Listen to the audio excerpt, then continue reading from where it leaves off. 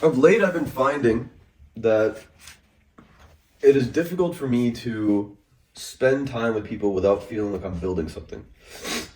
And I've kind of geared myself up in life to a point where it feels very, very good to build with people because I feel productive, moving towards my goals, which is probably the same thing here. But also, I feel like I'm motivating those people that I'm working around to pursue more meaningful things, pursue motivated actions, essentially. The importance, I believe, of parsing out when to spend time with people for the sake of time and when to spend time with people for the sake of building. Those are two things that I'm going to tackle in this video.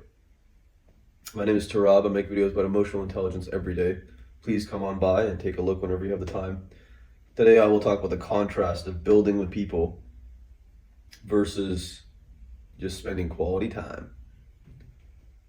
In the past, I used to spend a lot more quality time with people, and I'm still capable of doing this, obviously, but with the flux that's going on in my development, I believe that my hours should be dedicated to more productive things more consistently because it gives me a lot of satisfaction, it gives me a lot of purpose, and it gives me a lot of tools to actually help people in my life, right? Like always building, always trying to achieve something has stretched what my best is.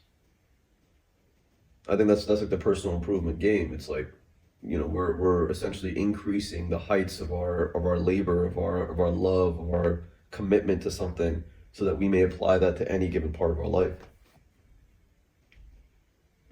The issue with always trying to build something with people that I'm coming across currently is that oftentimes the intention is not necessarily, unless the intention is to build the relationship, for instance.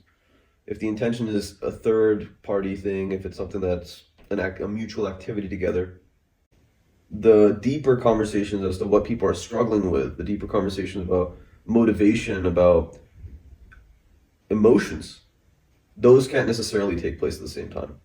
There's two different types of conflicts that I talked about a long time ago. There's task conflict, and there's relationship conflict. And these are both pertaining to actually getting things done, getting an end goal.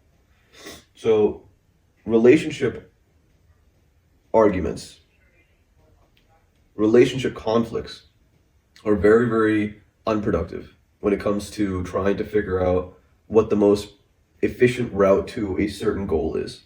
The reason is because they focus on people's character, they focus on people's worldviews, it focuses on the way people dress, the way people, just their individual perspective and how that's kind of busted in terms of getting to that conclusion. So we end up arguing more about who the person is rather than what we can do to actually fix the situation. Now, task conflict, relationship conflict, task conflict is a lot better in terms of getting to that end goal. So if we're trying to actually build something, a task motivated conflict, meaning we have two different perspectives on how to get to someplace. And then we each break down why that perspective might be the more efficient way to go. And then we come together and we break down those arguments. Now, a lot of the time when we spent time and energy to make those arguments, to do the thinking, obviously we're going to be committed to making sure that those things are implemented into our solutions. So that's why there's a conflict. Now, the importance is to remember that it's not about taking apart the person that created the philosophy. It's about taking apart their argument. Or maybe not even necessarily taking it apart, but really analyzing whether or not it's an efficient way to go. And then, and the same, analyzing if we ourselves have made emotional judgments about a logical process, or if really the things that we're thinking are plausible and likely to work. So when it comes to building things, it's very difficult to try to focus on task conflict if our goal, if our intention is actually just to understand the person.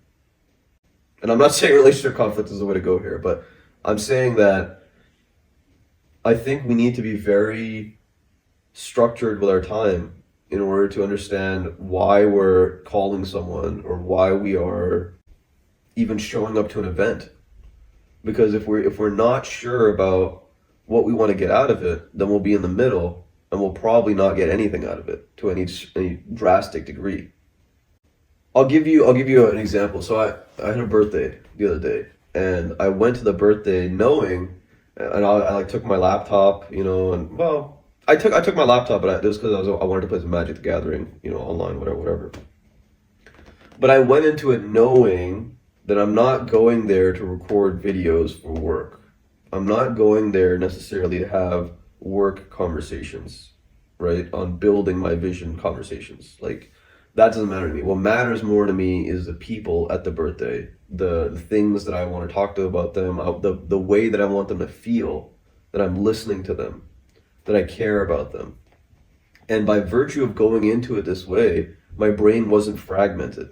Like I still am Tarab, and I still have desires to improve situations and to present hopefully useful strategies or useful insight that will allow people to live the lives that probably are the most efficient and productive for them or satisfying to them. That's what this whole channel is about. Hopefully I do that for you.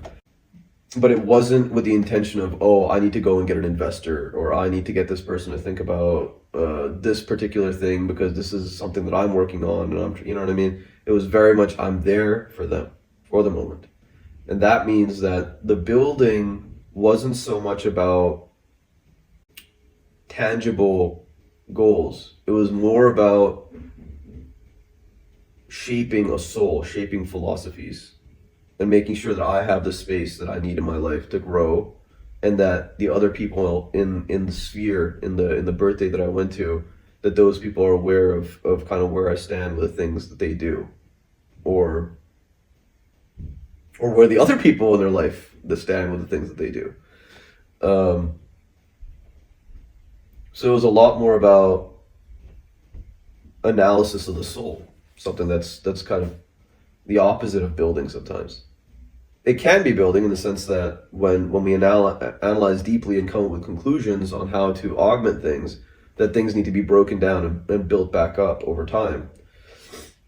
But in a spiritual sense, it's more just about being there. And it's something that I struggle with. I think it's something that a lot of productive people struggle with, trying to have emotional conversations in situations where they're thinking about a lot of other different things, a lot of like worldly things like wealth and assets and moving an initiative forward, this and that. It's something that I've had to deal with for a variety of reasons and over a number of years. And is why I feel like it's time to talk about it. But really what I'm saying is, get to know when you need that in your life, when you need that, when you need someone to listen, to like heal you and to parse things out. Know when other people in your life need that. Have a respect for it, really. Like leave space in life for that thing. Really. Try it. Because without that, the other thing can't happen. The building thing's not going to be as efficient if the emotional well-being, the health thing is not taken care of. The health thing's first. It happens kind of in tandem and it instructs one another, but the health thing is very, very, very important. It's the spiritual side of us, the vision, the why, all of that, like that all plays into that. So it's very, very important for us to specifically spend time to tackle that thing, in my opinion. I have a theory that when we do enough work on a part of ourselves, that all of the other parts would necessarily have to follow suit.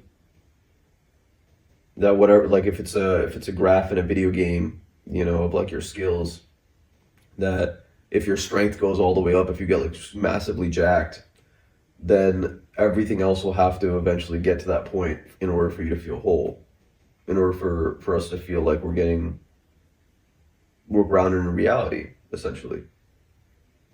Let alone we will know the amount of effort it takes to get one of those stats to the point where it is at, or we want it to be at, and we know the amount of effort that it's going to take, perhaps in a different way, to raising any of the other stats.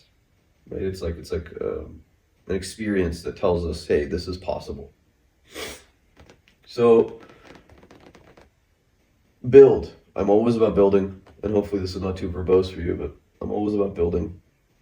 But know that the hands of the builder, the mind of the builder, these things are equally important to the thing that they're creating.